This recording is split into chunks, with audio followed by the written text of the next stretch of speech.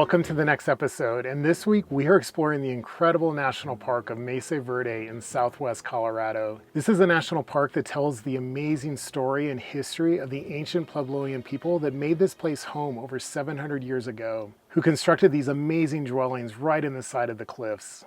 Lavinia and I are so excited to explore this national park, and the way that we're going to do it over the next couple of days is we're going to do 3 different ranger guided tours of 3 different cliff dwelling sites. Really the best way I think to see this park is to do a ranger guided tour. It's really the only way to get up close and personal to these amazing cliff dwellings. You also get a really rich depth of history and just the stories of these amazing people that lived here. We'll be sleeping for free at a BLM campground just outside the park, which is going to make it really easy for us to get in and out each day to explore this beautiful place.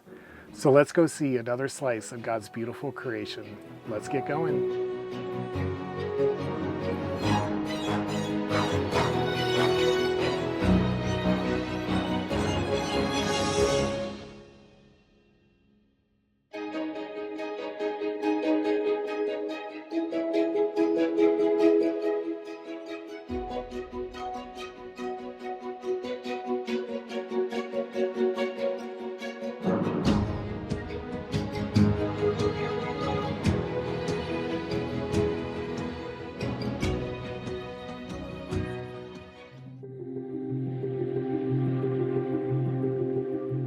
The Balcony House tour is known as probably the more adventurous of the tours you can do. It involves climbing up a few more ladders and actually crawling through a pretty tight space.